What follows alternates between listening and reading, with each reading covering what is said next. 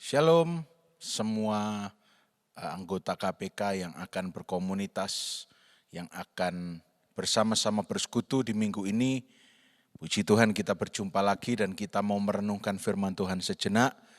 Kali ini kita akan buka di perjanjian baru, kita buka di Efesus pasal 4 ayat yang ke-17 dan 18. Ya. Firman Tuhan berkata begini, sebab itu kukatakan dan kutegaskan ini kepadamu di dalam Tuhan. Jangan hidup lagi sama seperti orang-orang yang tidak mengenal Allah dengan pikirannya yang sia-sia dan pengertiannya yang gelap. Jauh dari hidup persekutuan dengan Allah karena kebodohan yang ada di dalam mereka dan karena kedegilan hati mereka. Firman Tuhan nasihatnya jelas, ya. Kalau dikatakan jangan, itu berarti tidak boleh dilakukan, ya.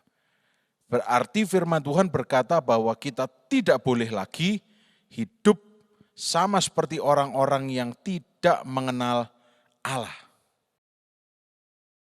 Apa itu orang-orang yang tidak mengenal Allah? Satu, menurut ayat ini, pikiran yang sia-sia.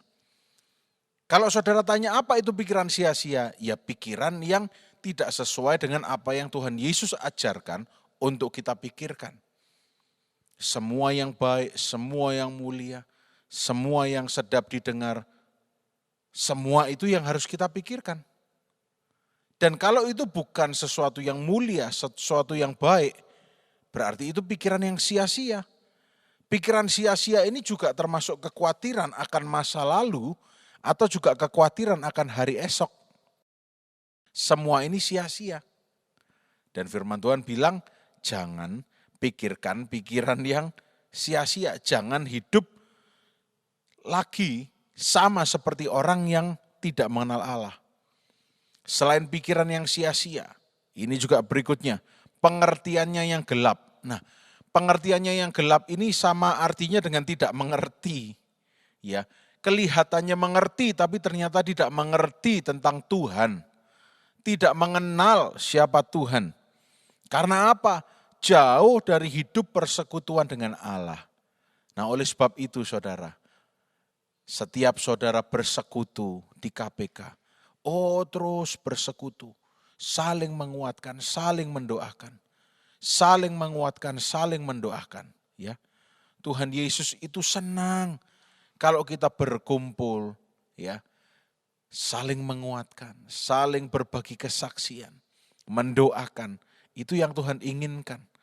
Bukan saling kumpul untuk berpikir mencurahkan kekhawatiran yang sia-sia. Paling tidak kalau saudara berkomunitas, ada satu atau dua orang yang tiba-tiba mencurahkan isi hatinya, mungkin sedang mengkhawatirkan sesuatu, paling tidak ada saudara atau orang-orang lain yang dapat menguatkan mereka. Karena itu yang Tuhan inginkan. Paling tidak mereka diingatkan, mereka dikuatkan bahwa sudah tidak usah khawatir, kita berdoa. Karena itu yang bisa kita lakukan. Contohnya seperti itu. Kita hanya bisa berdoa, kita hanya bisa bersyukur. Firman Tuhan bilang tegas bahwa hal-hal seperti itu adalah kebodohan yang ada dalam hati mereka dan kedegilan hati mereka, ya. Jadi kita semua pasti tidak mau menjadi orang yang bodoh dan degil hatinya. Oleh karena itu, kita mau untuk punya pikiran yang baik, bukan pikiran yang sia-sia. Mengkhawatirkan akan hari esok, itu sia-sia. Mengkhawatirkan trauma masa lalu, itu sia-sia. Dan juga berikutnya, tidak mengerti apa-apa atau gelap pengertiannya, itu juga hal yang buang-buang waktu untuk dilakukan.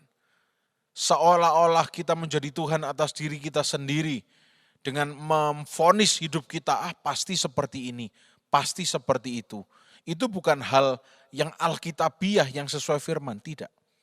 Tapi biarlah saudara dan saya, kita semua, supaya kita ini hidup di dalam Tuhan. Hidup dalam persekutuan dengan Allah.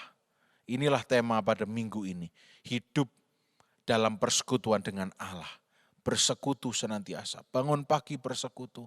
Saudara mungkin bersekutu tidak bicara apa-apa, tidak minta apa-apa. Tapi persekutuan saudara itu membangun keintiman saudara.